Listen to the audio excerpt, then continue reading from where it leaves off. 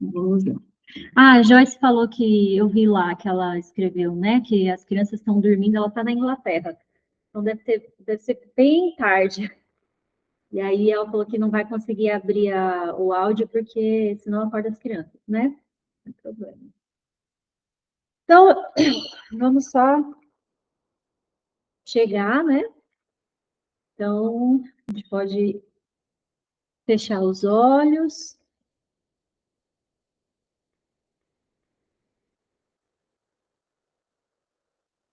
e buscar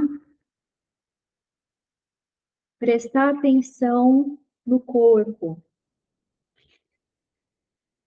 Então, em primeiro lugar, olha como está o teu corpo no espaço. Percebe o ambiente onde você está, os sons que chegam até você, a temperatura,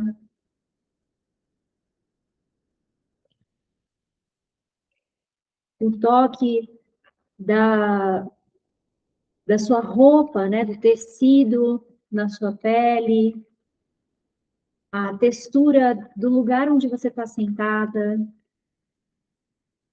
Pode ser um plástico de uma cadeira, pode ser um tecido de um sofá. Entre em contato com tudo isso que está chegando até você.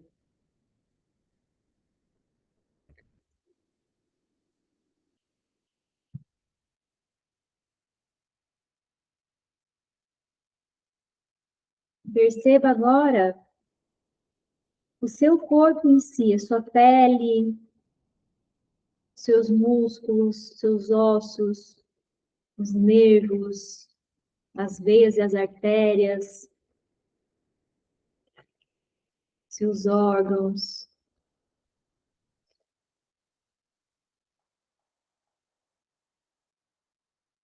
Vai trazendo essa sensação de presenciar que isso existe.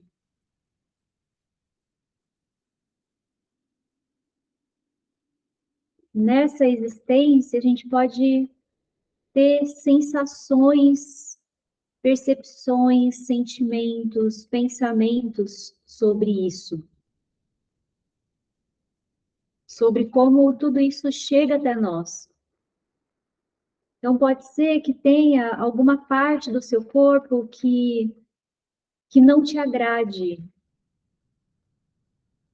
seja por questões estéticas, seja por alguma dor que você possa ter, por algum problema físico, mas de alguma forma esse lugar tem uma manifestação, uma expressão em que você olha e sente que aquilo de alguma forma está errado, ou você gostaria que mudasse.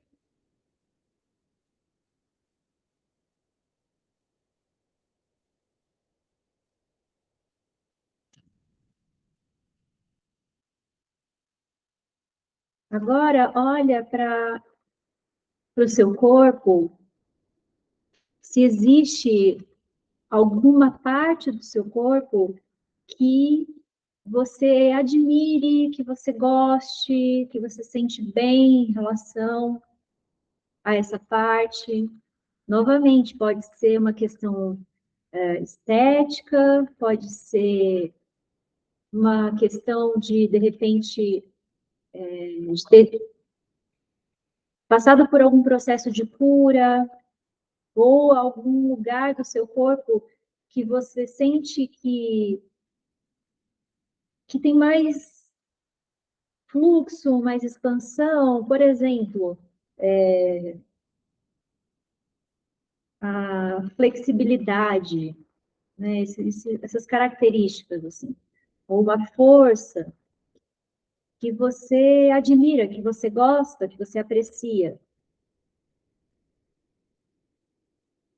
Agora perceba o fluxo da energia passando por essas partes de você.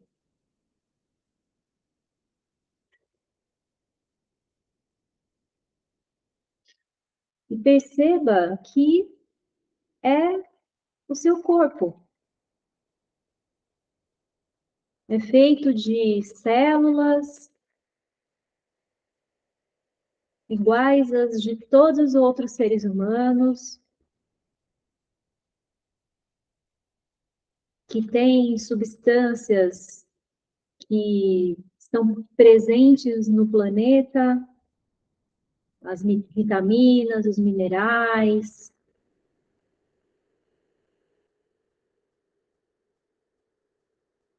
todos os elementos químicos, que inclusive existem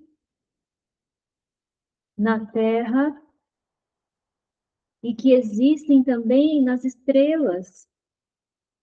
Os elementos químicos vão surgindo, vão sendo criados nas estrelas e com todo o movimento, eles vão criando mundos, criando planetas.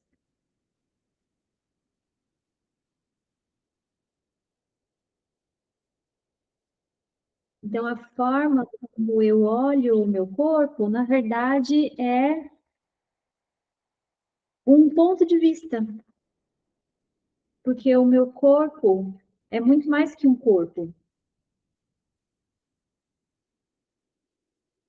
E o meu ponto de vista é sempre carregado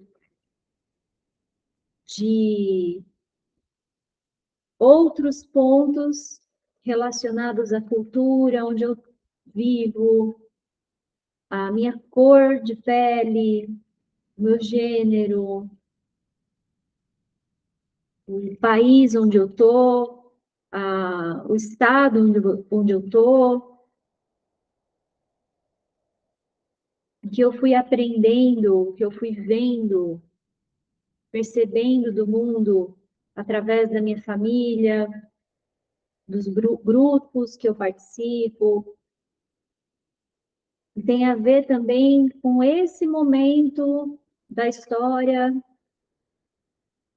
Tudo isso é muito relativo.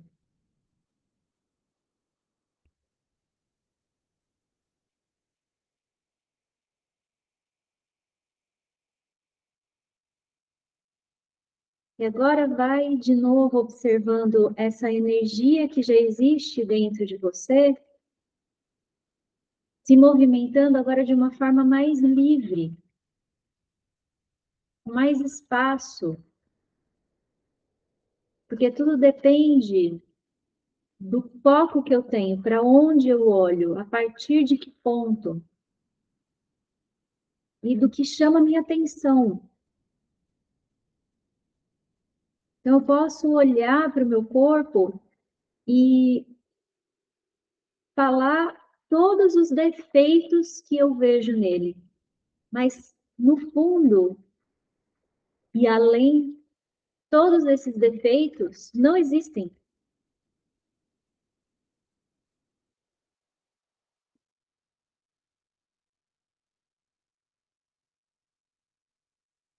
A própria passagem do tempo é relativa.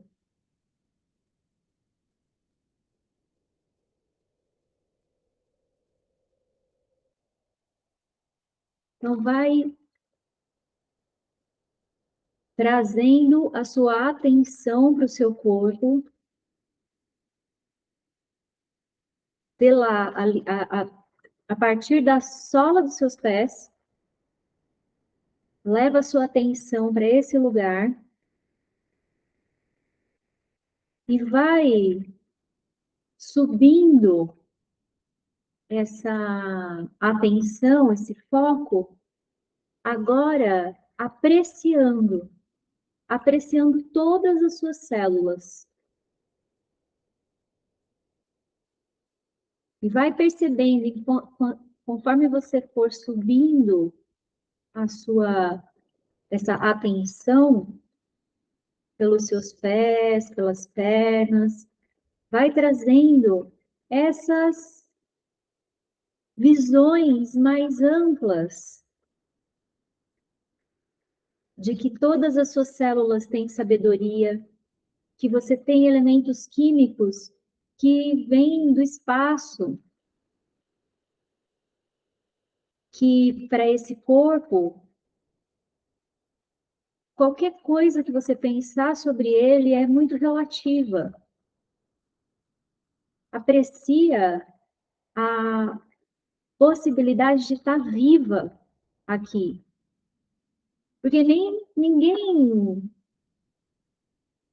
prometeu nada antes de você vir para cá.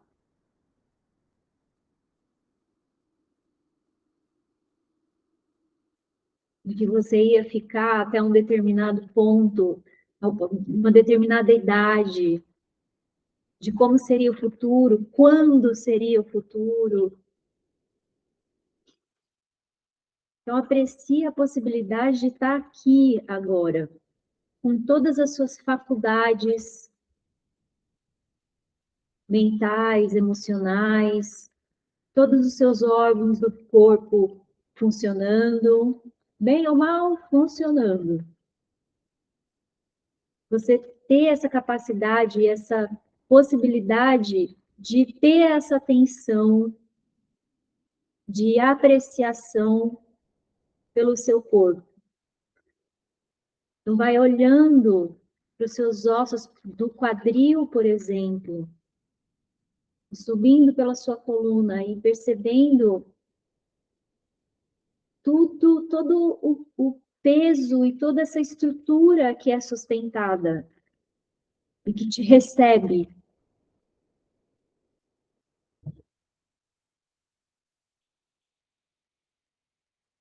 Vai trazendo essa apreciação pelos seus órgãos internos, pelo seu aparelho digestivo, pelo seu coração, seu pulmão,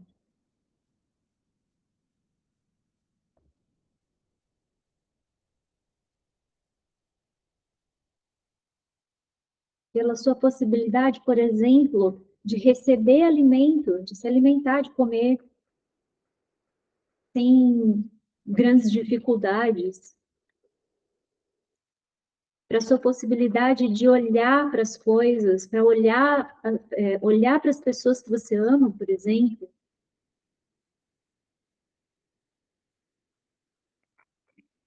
Aprecia a habilidade que você tem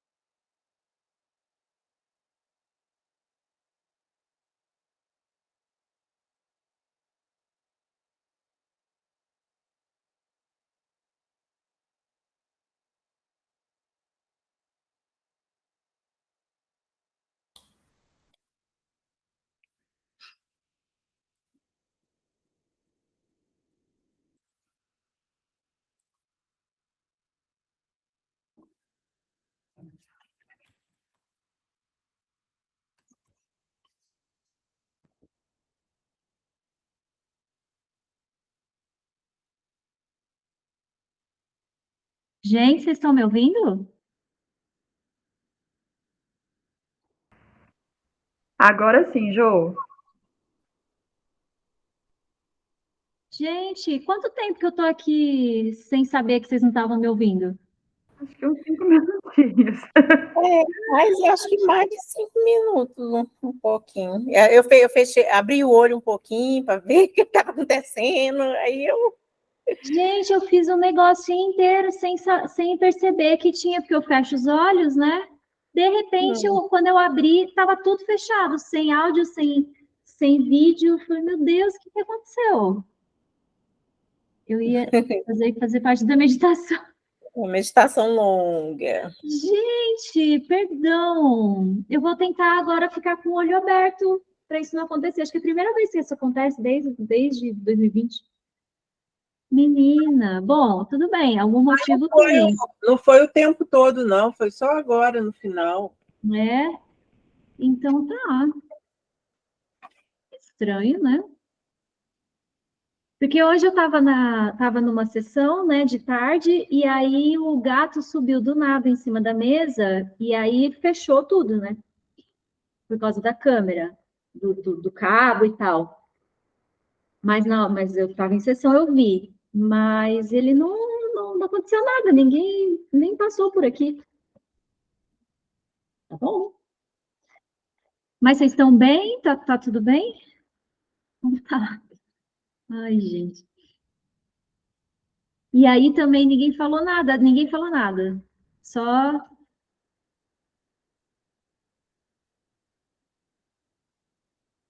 Não, tá. Eu falei, nossa, será que eu estava tão viajando também que vocês falaram e eu não ouvi, né? Tá bom. Bom, vamos lá então. A gente parou na página 37. E uma profecia autorrealizável. Alguém quer falar alguma coisa antes da gente começar a leitura? Tá, vamos lá.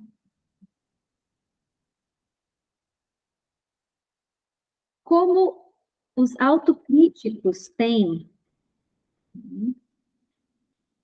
muitas vezes, famílias que não os apoiam tendem a não confiar nos outros.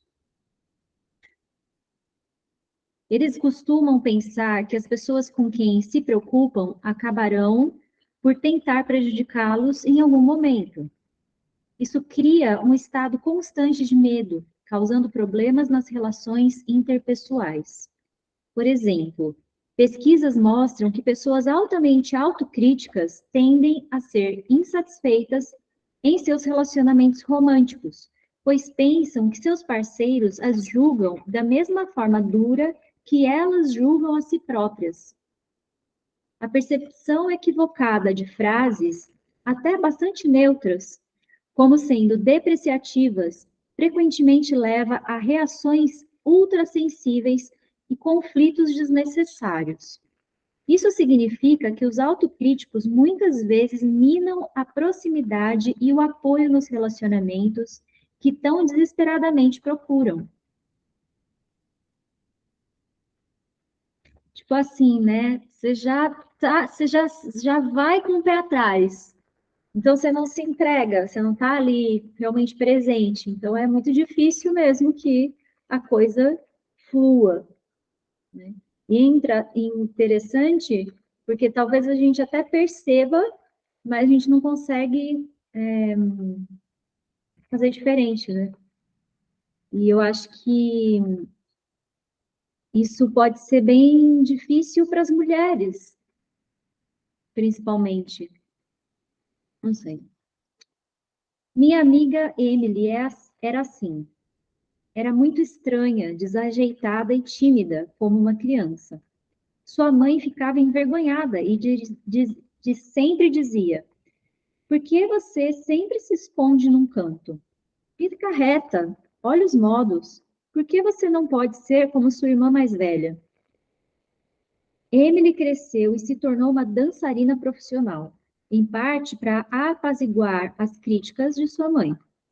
Emily era uma mulher bonita e graciosa. Qualquer um pensaria que seria fácil para ela encontrar um bom relacionamento, o amor e a aceitação que desejava. Não foi bem assim. Ela certamente não tinha problemas para atrair os homens e começar relacionamentos, mas tinha dificuldade em fazê-los durar. Tinha tanta certeza de que estava sendo julgada como inadequada que reagia de forma exagerada ao mais ínfimo movimento de seu parceiro. Comportamentos inocentes, como se esquecer de ligar na primeira noite em que estava longe viajando a negócios, eram vistos como prova de que realmente não se preocupava com ela. Se o namorado não elogiasse seu vestido novo, ela interpretava como se achasse feia. Essas reações exageradas acabavam por cansar seus parceiros e eles iam embora. Dessa forma, para Emily, o medo da rejeição foi se transformando em realidade e muitas vezes. É aquela coisa, né? Tipo assim, não tô louca? Ó, tá vendo? Eu sabia que isso ia acontecer, né? Para tornar as coisas ainda mais difíceis, as pessoas que se julgam com severidade são muitas vezes o seu pior inimigo, principalmente quando se trata de escolher parceiros para relacionamentos. O psicólogo social Bill Swain argumenta que as pessoas querem ser reconhecidas pelos outros, pelas suas crenças e sentimentos firmemente mantidos sobre si mesmos. Este é um modelo conhecido como a teoria da autoverificação, ou seja, elas querem que sua autovisão ou a visão que têm de si mesmas seja validada, porque isso proporciona uma sensação de estabilidade em suas vidas. Essa pesquisa mostra que até mesmo as pessoas que fazem fortes avaliações negativas de si próprias seguem esse padrão. Elas procuram interagir com pessoas que não gostam delas, de modo que suas experiências sejam mais familiares e coerentes. E óbvio que é inconsciente, né? Que a gente faz isso. Não faz isso que a gente sabe que está fazendo, né? Mas é muito louco, né? Ó, essa pesquisa mostra que até mesmo as pessoas que fazem fortes avaliações negativas de si próprias seguem esse padrão. Elas procuram interagir com pessoas que não gostam delas, de modo que as suas experiências sejam mais familiares e coerentes.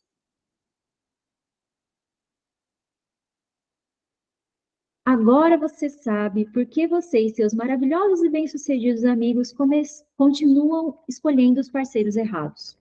Os autocríticos são, muitas vezes, atraídos pelo julgamento por parceiros românticos que confirmam seus sentimentos de inutilidade.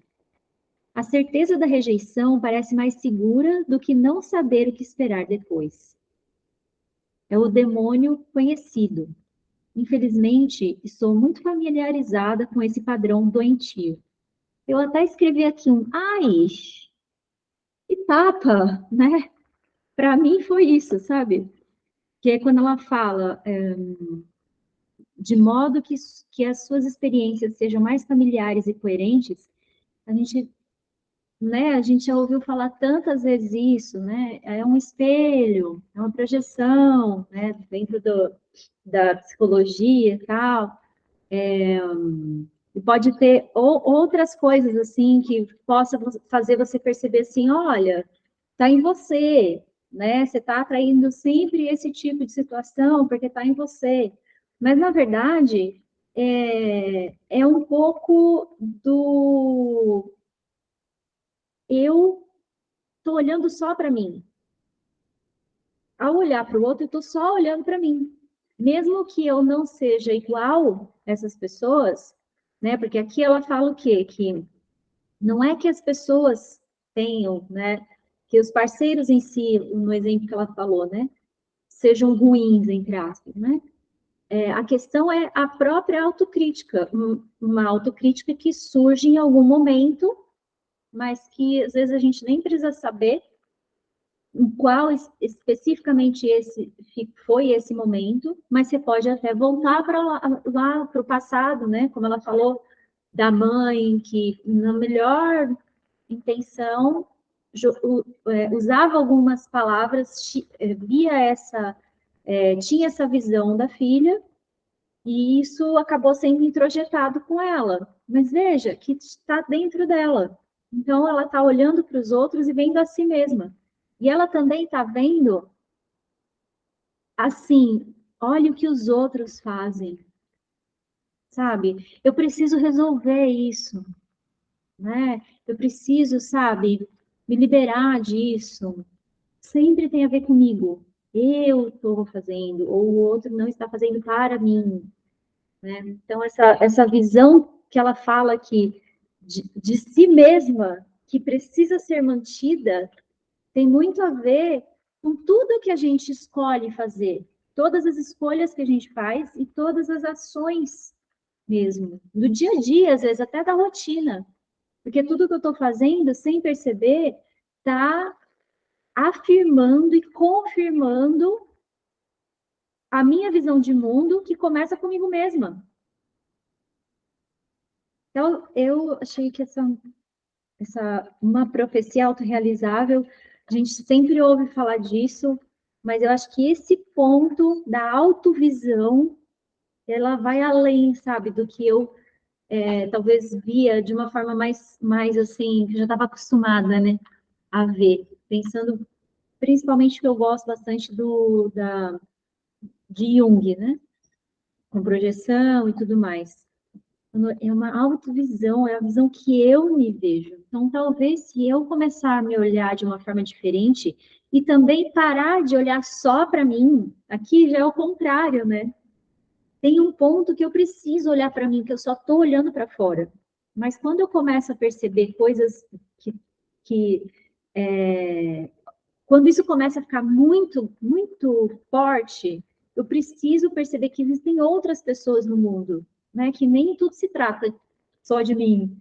Mesmo quando eu me critico, nossa, olha, tá vendo? Eu só atraio situação assim. Então, eu ainda estou me vendo como centro do universo, né? Isso tudo pode trazer até um mais alívio, assim, para os nossos próprios problemas, para a forma como a gente se vê, né? A gente é muito sério, assim, tem muita seriedade, assim, para se olhar, né? Para olhar para os problemas, para o que eu acho que é um problema em mim, assim. Então, alguém quer falar alguma coisa? Oi, Yuli. Vou continuar, tá? Minha história. Sinto que sou tão autocrítica e irônica comigo. Não. Ela falou bastante aqui no início do livro, né? Sobre isso. Minha história. Abandonada e indigna de ser amada. Nunca fui uma autocrítica extremamente voraz. Pelo menos não era fora do comum. Felizmente, durante minha infância, minha mãe era uma presença amorosa e não crítica. Gente, não precisa falar sobre isso se vocês não quiserem, mas só para olhar assim, como você vê a sua mãe? A gente pode fazer isso com o pai também, tá? Porque a gente sempre acha que a culpa é da mãe, né? Como é a sua visão sobre a presença da sua mãe? Ela era mais amorosa ou mais crítica? E veja que não existe resposta certa, né? Mas como você vê, assim, pode ser interessante, né? Pensar nisso. Tirei. Minha mãe, a Joyce falando, minha mãe me criticava o tempo todo e sempre dizia que eu era ingrata.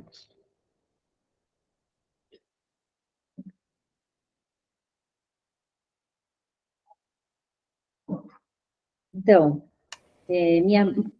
alguém falou? Não, eu ia falar, mas Pode falar, pode falar. não, eu ia falar da minha mãe, né? Que a minha mãe, ela era amorosa, mas ela não era chegada a elogios, não. Quando quando a gente fazia alguma coisa legal, tirava uma nota boa e tal, ela falava que isso aí era mais que a obrigação, assim. Não estava fazendo nada de novo, assim, não elogiava, né? Não era chegada de elogio. E uma coisa, assim, que eu percebia que ela...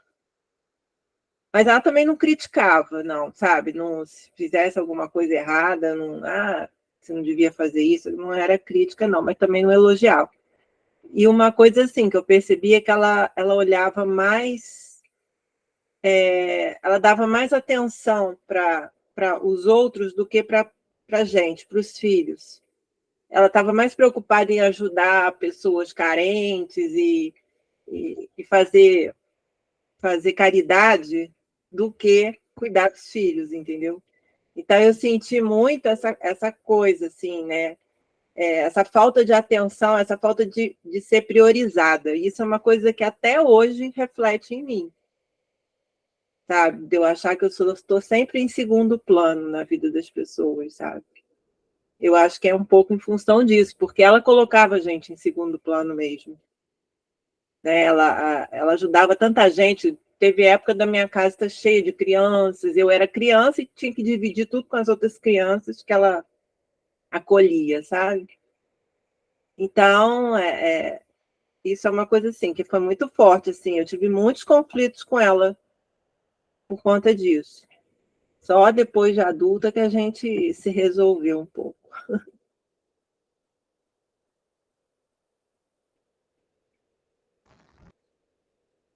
As meninas estão colocando aqui também.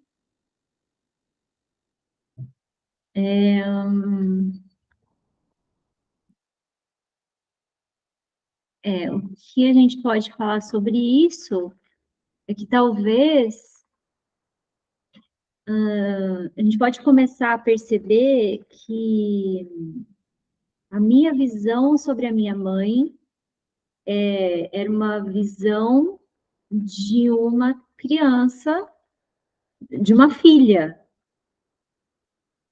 né? Por exemplo, a minha mãe, ela era muito mais do que só aquilo que eu via dela. Porque, inclusive, as coisas que aconteciam fora dos bastidores, eu não sabia, né? Então, existe um pouco essa... E aí eu acho que a gente pode perceber a energia que isso carrega. Porque a minha mãe pode me falar alguma coisa, mas eu tô sentindo outra. Então, às vezes, ela tá me falando, nossa, você é muito ingrata, né? Como a Joyce falou aqui. Ou, né? Olha, você tem que se esforçar. Se você não se esforçar, você não vai ser ninguém na vida, né? Ela pode me falar várias coisas, mas eu acho que a energia que eu absorvo disso é mais importante.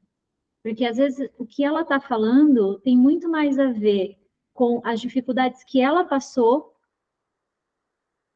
né? E de talvez até de uma proteção, porque a gente sabe que isso existe, né? A mãe quer que a filha seja forte, não passe pelas mesmas coisas que ela passou, e isso pode parecer que é falta de amor. Mas a mãe não é que ela não ama, ou ela ama e essa é a forma dela demonstrar. Então, aqui, eu acho que é mais do que a mãe está falando, a mãe, o pai, né? A gente falou aqui da mãe, que foi o que ela trouxe da mãe dela. Mas mais do que aquilo que aquela pessoa está falando, as palavras que ela está usando, mas como que isso está chegando até mim. Isso que a Sandra falou foi muito incrível mesmo, né? Tipo assim, eu percebo que eu sempre me sinto não sendo priorizada, ficando sempre em segundo plano. Então, isso é do outro, Isso é a minha visão sobre aquilo. E a minha visão, ela vai além de pensamentos. Ela é a energia que está acontecendo com tudo isso, né? Dentro dessas, como ela fala, né? Dentro dessas situações e das reações que eu tenho. Então, por exemplo, ela falou, né? O namorado foi viajar a trabalho e na primeira noite acabou não ligando. Então, se a gente olhar para isso de fora, ok, mas ali ela pode ter sentido muita coisa dentro dela e ter reagido através disso que aconteceu, porque é uma energia que já existe dentro dela. É uma reação habitual para ela. Então, mesmo que tivesse acontecido alguma coisa diferente, foi isso que ela viu. E isso, a gente faz isso muito com a nossa infância. Porque, veja, eu não lembro tudo o que aconteceu ano passado. Como que eu vou lembrar de tudo que aconteceu quando eu era criança? Então, muito do que eu lembro foi o que uma criança sentiu dentro de uma visão muito limitada de uma criança, né? E eu carrego isso comigo. Deixa eu só ouvir vocês, que senão eu não paro de falar.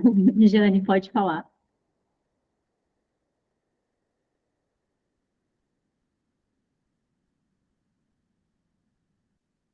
Jane?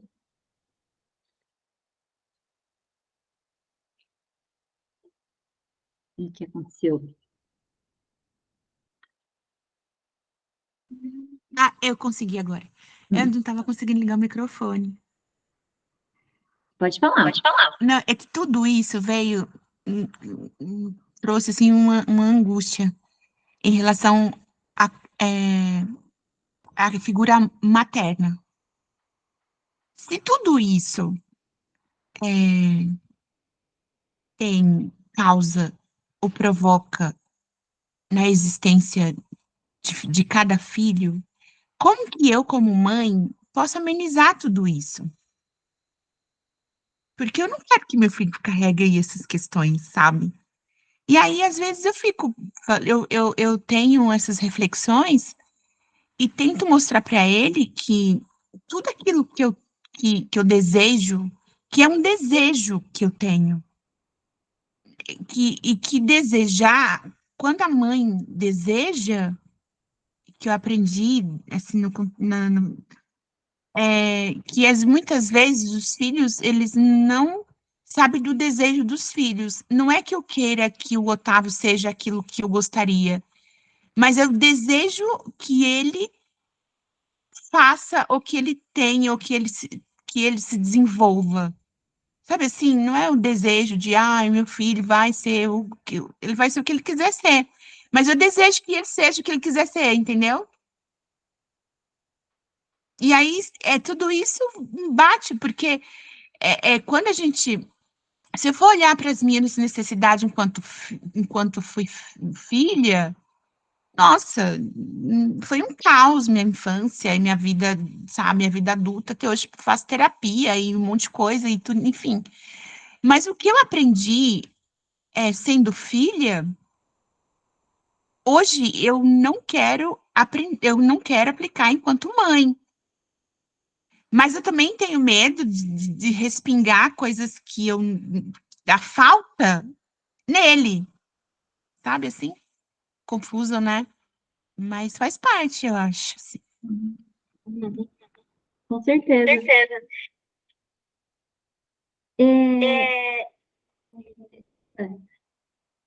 Então, tem uma coisa que pode ajudar de alguma forma, assim, que quando você falou, eu desejo, né, que ele, por exemplo, que ele seja feliz, que ele consiga, né, ser quem ele quiser e tudo mais. Eu acho que talvez a gente possa colocar aqui a palavra aspiração, né? Porque desejo, eu entendo isso que você falou, né? Eu entendo a, com o propósito, né, desse desejo, Mas talvez trocar a palavra desejo por aspiração possa trazer uma sensação, talvez para o idioma mesmo, para a linguagem, de estar dando mais liberdade para ele. Você aspire que ele, né, tenha amplidão, que ele possa ser saudável, que ele possa ser feliz, né, e tudo mais. Mas é um pouco... o desejo aí, ele pode trazer uma sensação de tem que ser desse jeito.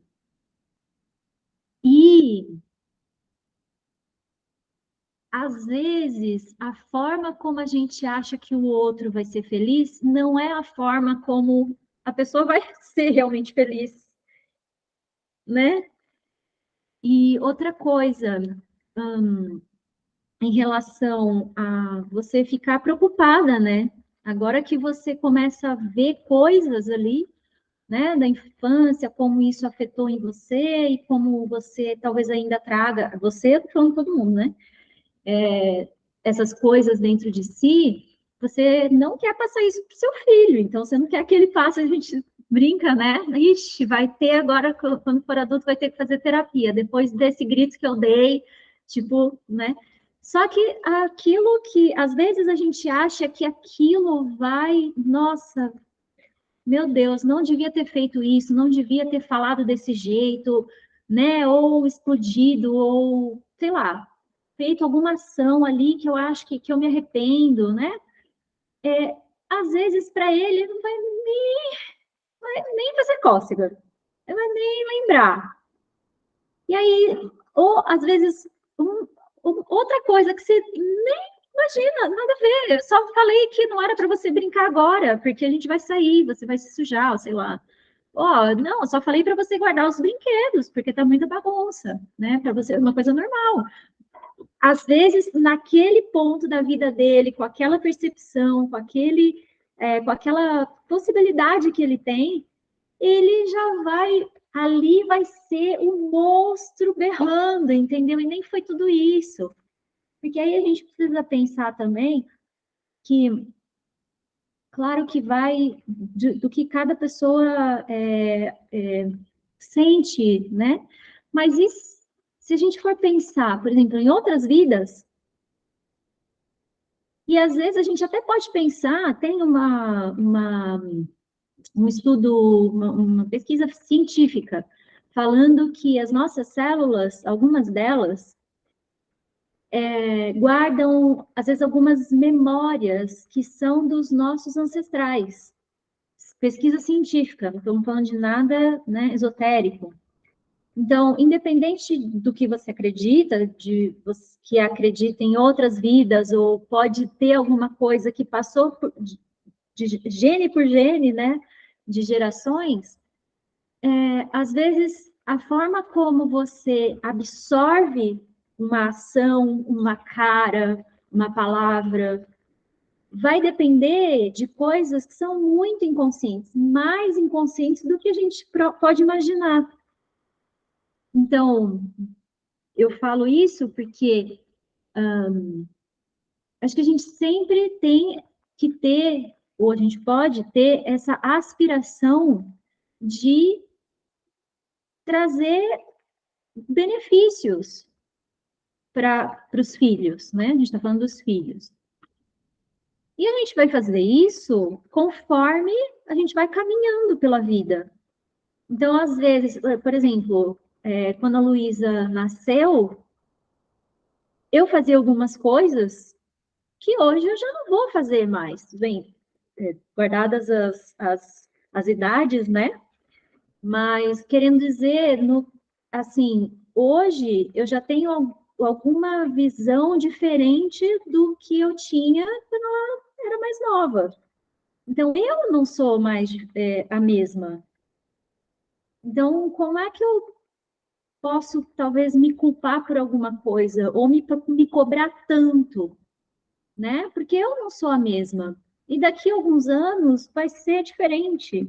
E ele também, né? Não vai mais ser o mesmo.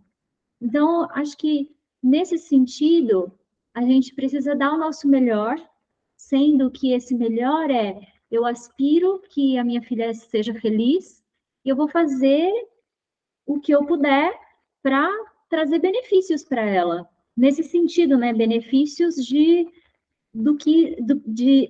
sentir o que ela está precisando. Vou fazer o meu melhor.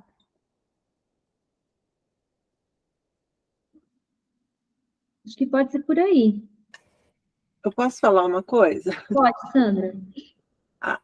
Então, eu acho, no caso dela, né, eu acho que só o fato de você estar tendo essa consciência, assim, de querer ser melhor, de querer dar para o seu filho algo melhor, você já está fazendo muito, né? Não precisa se cobrar tanto, né? Porque eu acho que essas coisas vão evoluindo mesmo, como a Jo falou, de geração a geração. Né? Se a gente pegar o nosso processo evolutivo dos nossos ancestrais, a gente vê como que a gente evoluiu, né? Os nossos antepassados.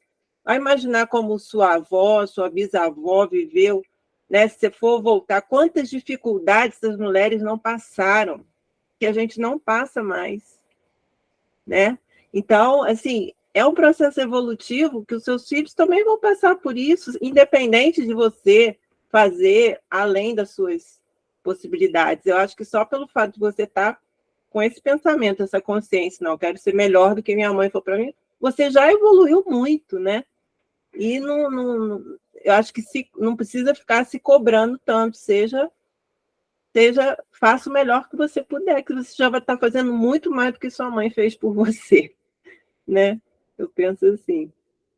E quando eu falei agora,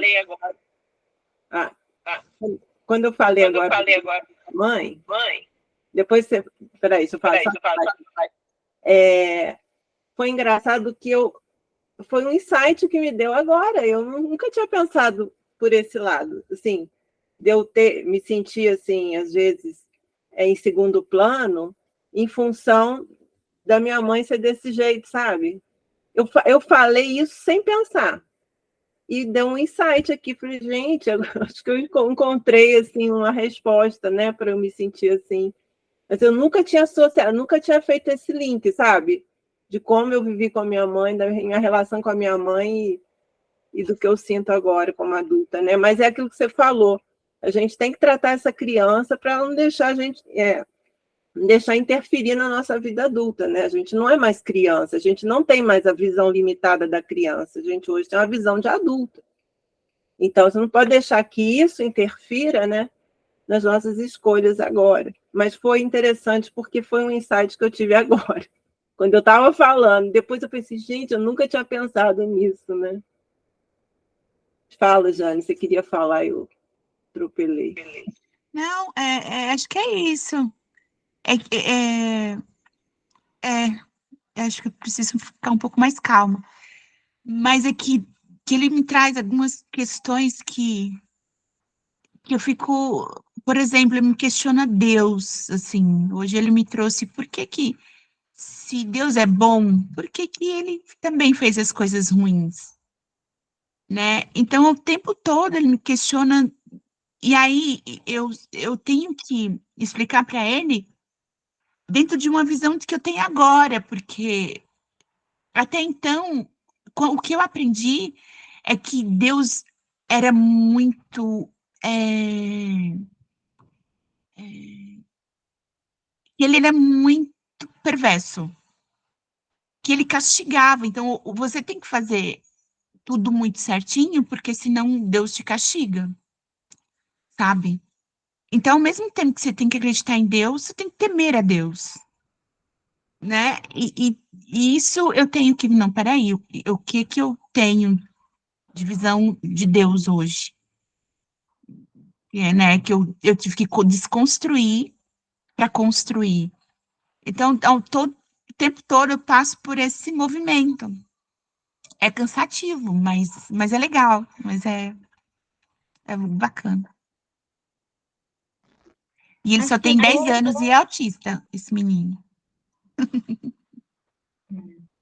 E eu acho que ele acaba sendo um impulsionador, né? Eu vejo minha filha muito assim, impulsionadora para eu olhar para o mundo, sabe? Então, quando você fala, né? Nossa, que pergunta é essa? Como é que eu vou responder isso? É muito bom não ter tantas certezas, não responder assim, tipo, ah, é isso. Porque foi assim que você aprendeu e agora você percebe que não é assim, não é bem assim. Então, é muito bom também a gente não se limitar em respostas definidas. Até porque, por exemplo, né, a gente pode pensar, ah, minha mãe era assim, daquele jeito, ela falava tal coisa, ela tinha essas palavras, esses atos e tal. Mas, como a Sandra falou, né, agora eu sou adulta, né, e aí eu consigo ver de um outro ponto de vista. Mas ainda olhando de um outro ponto de vista, ainda assim, aquele sentimento ainda pode estar dentro de mim, né? De, ah, de dificuldade, né? De lidar com isso, né? Ou de sentir que não teve as necessidades atendidas, que não foi amada, que não foi incentivada, muitas coisas, né? Mas olha só, agora aqui é todo mundo adulta, né? Então,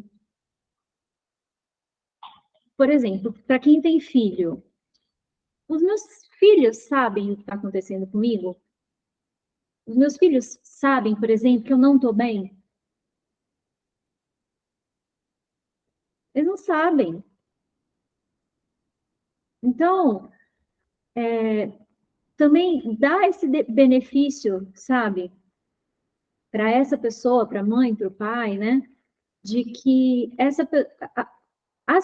pessoas, né, as pessoas aparentam algo, apresentam algo para o mundo, mas na verdade a gente não faz ideia do que elas estão passando realmente, de como elas estão se sentindo, todos os problemas que estão vivendo e todas essas angústias, a gente não sabe, mesmo morando embaixo do mesmo teto. Então, acho que a comunicação é muito importante. E aí, num ponto desse, onde eu perdi, por exemplo, a possibilidade de ter uma comunicação mais aberta com a minha mãe, de novo, porque a gente está falando pelo livro, né? Ela fala da mãe. Se eu perdi essa possibilidade de me comunicar com ela, eu posso, talvez, olhar para mim mesma. Minha mãe falava isso e era assim, tá? Tudo bem, eu faria diferente dela.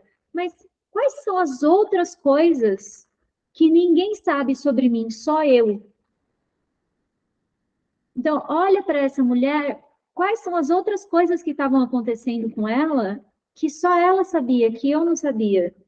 Que talvez tinha um motivo ali para ela falar aquelas coisas, me tratar daquele jeito, que talvez eu nunca vou saber, porque tem a ver com essas reações, é o hábito. Como ela fala que essa autocrítica, ela vem do que eu aprendi lá atrás, mas eu acabo introjetando isso. Então, a crítica o que eu vejo de errado na minha mãe é o que eu vejo de errado em mim também. Aí eu acho que a gente está falando muita coisa, talvez seja, a gente precise de mais tempo assim para abordar isso tudo, né? E a gente não tem esse tempo aqui, pelo menos agora, né? Porque falou em mãe, a gente vai, né? A Joyce falando, às vezes eu sinto que estou expondo demais minha vida para os meus filhos, aí tento fazer com que eles não saibam de tudo. Aí fico nessa sem saber exatamente o que fazer. Eu não soube o que acontecia com minha mãe e sinto uma dor por isso. Ela enfrentou coisas que só ela e as amigas dela sabiam. E eu, bagunça, eu nunca vou saber, tá? Então, percebendo isso, talvez dá uma liberada em toda essa seriedade que a gente olha, né? Toda esse ponto fixo no tempo. Era assim. Será que era mesmo? Começa a questionar. Será que era assim mesmo? Será que eu posso duvidar, talvez, dessa minha autovisão? Tem não sei se vocês conhecem, chama janela de Johari. É um conceito de uma pesquisa também, acho que de 2 psicólogos, e eram dois, era Joe alguma coisa, e Harry. Então, por ser Johari. E parece uma janela, então é um quadrado dividido assim no meio, e aí tem 4 quadrantes. Um deles, o primeiro, é o que eu sei sobre mim. Então, é o eu aberto. É o que eu sei sobre mim e o que os outros sabem sobre mim. O eu aberto. O segundo é o que, não é exatamente a ordem, mas é o que os outros sabem sobre mim e eu não sei sobre mim. Sabe aquela coisa que todo mundo chega e fala, nossa, você é muito tal coisa. Mas fala, eu? Não, é sim. Né? Às vezes é coisa boa, às vezes é coisa ruim, não importa, mas é um ponto ali que eu não percebo, mas as pessoas percebem. Aí o terceiro é o eu cego. Não, o eu cego é esse, que eu não vejo, mas as pessoas veem. O terceiro é o eu secreto. Só eu sei, mais ninguém. Os outros não sabem. Só eu sei. Então, é esse ponto. E o quarto é o que eu não sei e os outros também não sabem, mas que está em mim. Então, é meio inconsciente e escondido, né? Então, geralmente, esse eu inconsciente é o quadrante maior, né? Então, quando você começa um processo de autoconhecimento, vai fazer uma terapia, vai, né, buscar algum processo assim, isso vai tentando dar uma equilibrada, né? Mas, veja, eu acho que eu sei quem eu sou, mas isso é uma autovisão pequena sobre mim mesma. Então, como é que eu vou achar, ter essa audácia, né? Empáfia de olhar para o outro e falar assim, não, a minha mãe era assim. Não, o meu marido é assim. Não, isso é típico. Nossa, meu pai era essa pessoa, assim, assado, cozido, né? Jane, qual é o nome da pesquisa? Se você colocar janela de Johari, vai aparecer. Eu vou escrever aqui para vocês. Janela de Johari. É com H. Muito boa.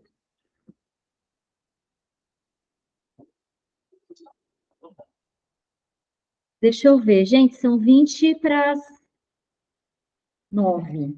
Vocês querem que a gente leia, pelo menos nessa parte aqui, que ela fala aqui de algum BO dela, né? Minha história, pode ser?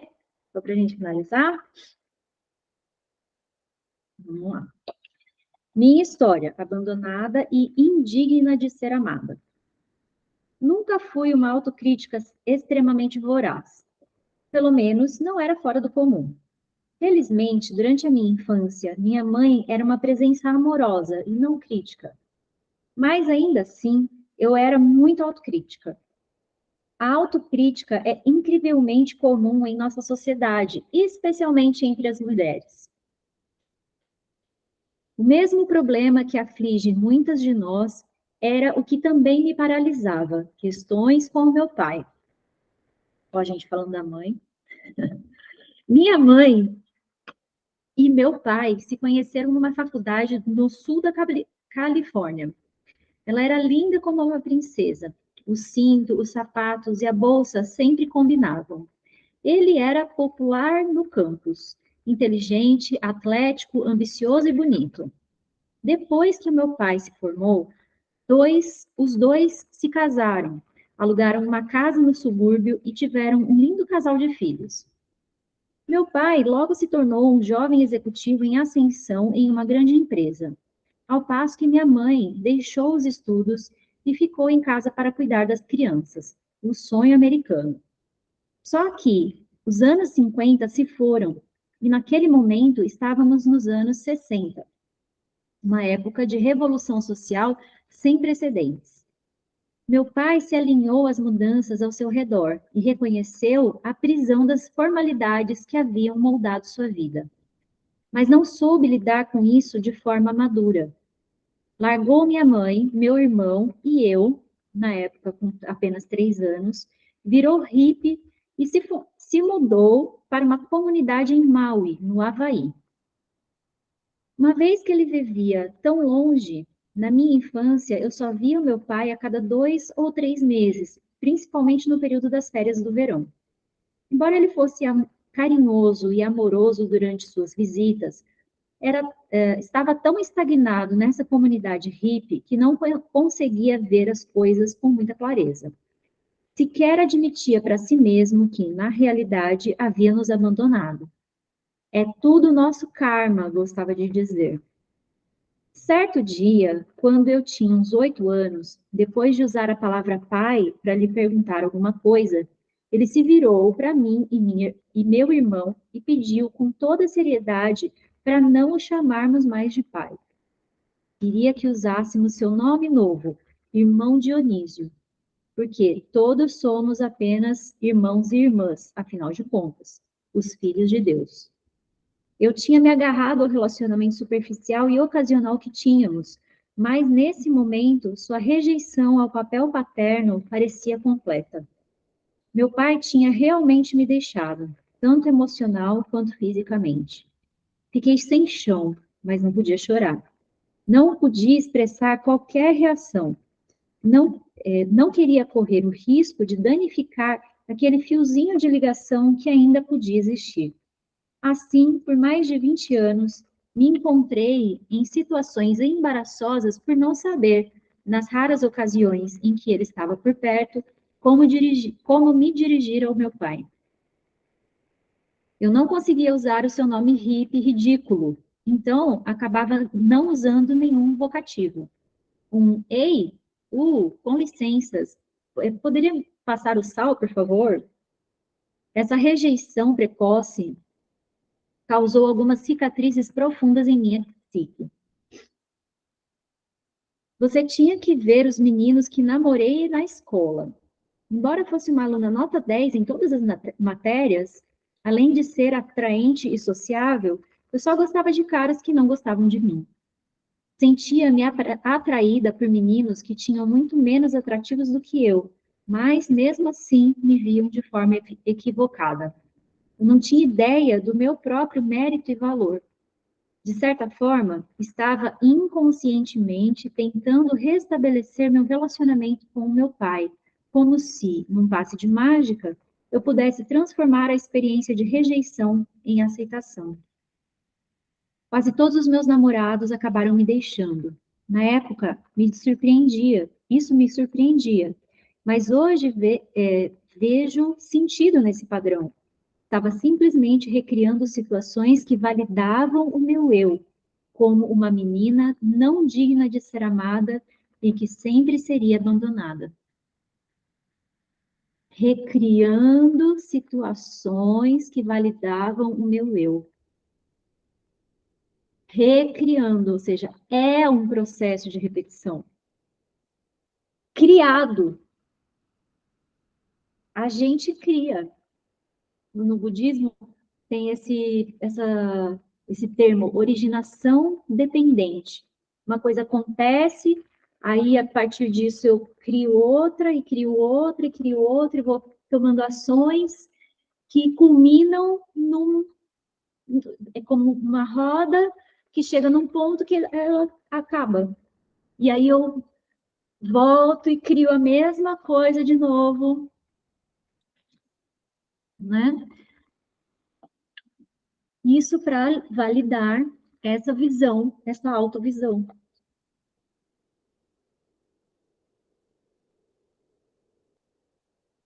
E agora, gente, ficou muito interessante, eu não quero parar. Mas são quase 9 horas, né, gente? A gente termina o capítulo na semana que vem, então.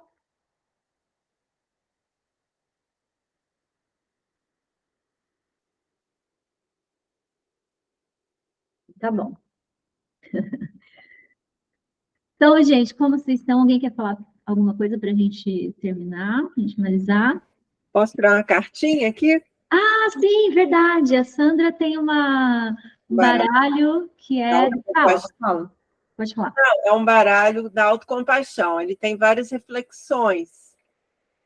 E engraçado que hoje de manhã eu tirei, depois que eu assisti a aula que eu faltei na aula da semana passada, e a carta falava assim: você merece, você se acha merecedora de ser amada?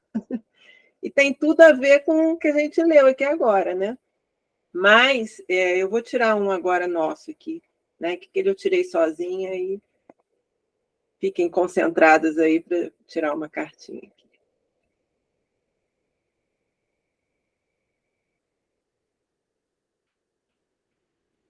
Quais são suas prioridades? Elas estão direcionadas a você ou aos outros?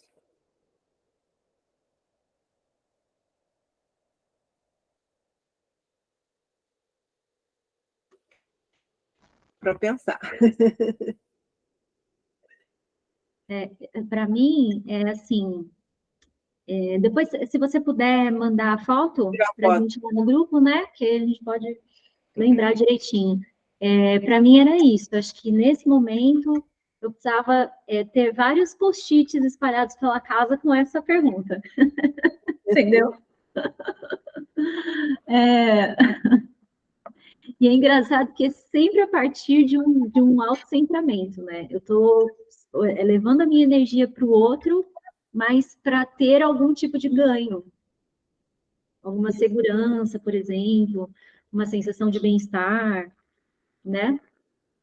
Então, eu levo a minha energia para o outro, priorizo o que é prioridade para o outro, mas de alguma forma partindo de um ponto limitado dentro de mim. Né? Para mim foi isso, gente. Sandra, muito obrigada. Posso tirar sempre, se vocês quiserem. Ah, pode ser. Meninas, tudo bem? Então, a gente vai ficando por aqui. Ah, a Jane perguntou se tem o PDF. Eu não tenho, mas a gente pode dar uma procurada. Se alguém tiver e puder passar lá no grupo. Né? O quê? Do livro? Isso. Eu tenho. Eu achei só uma parte, mas até esse capítulo só. Tu tem todo, Sandra? Eu acho que eu tenho todo, tem. Eu vou pôr lá. Também. Tá, beleza. Tá bom. Então tá bom, gente. Muito obrigada. Bom feriado para quem está por aqui, né, no Brasil. Obrigada, é verdade, Joyce. E a gente vai se falando então, tá bom? Então, beijos, até a próxima. Tchau, gente.